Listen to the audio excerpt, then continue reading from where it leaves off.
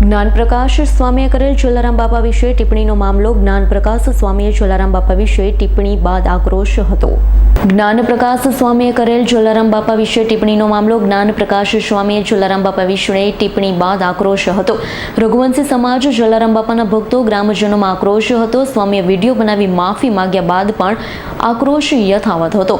સ્વામી જ્ઞાનપ્રકાશ જલારામ બાપાના મંદિરે આવીને માફી માંગી. લાખો લોકોની માંગ હતી કે સ્વામી વીરપુર આવી માફી માંગે. સ્વામીએ પોલીસના ચુસ્ત બંદોબસ્ત સાથે વીરપુર લવાયા.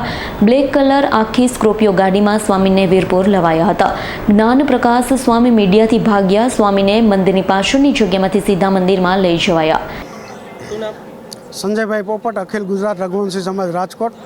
વીરપુરની અંદર અત્યારે હું છું. લોહાણા સમાજ અને સનાતન ધર્મની અંદર જે અત્યારે ઉગ્ર વાતાવરણ છે જ્ઞાન સ્વામીના બફાટ વિશે, તે આજે જ્ઞાન સ્વામી વીરપુર મંદિર આવી ગયા છે અને દર્શન કરી ગયા છે.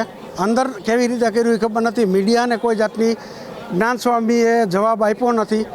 ફટાફટ આવીને ફટાફટ નીકળી ગયા છે. વીરપુર મંદિરની અંદર માફી પ્રમાણપત્ર એમણે આપેલું છે.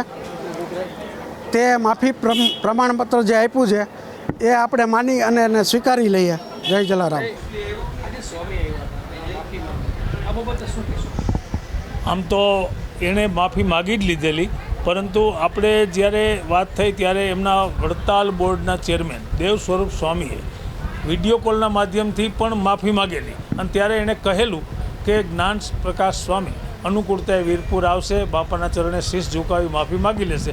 તેવો જ્ઞાન પ્રકાશ સ્વામી આજે અહીં પધારેલા પૂરતા પોલીસ બંદોબસ્ત વચ્ચે તેમણે વીરપુરમાં દર્શન પણ કર્યા, માથું પણ ઝુકાવ્યું અને પોતાની ભૂલ સ્વીકારી માફી માગી લઈ અને એક પત્ર પણ માફીપત્ર રજૂ અહીં કર્યો.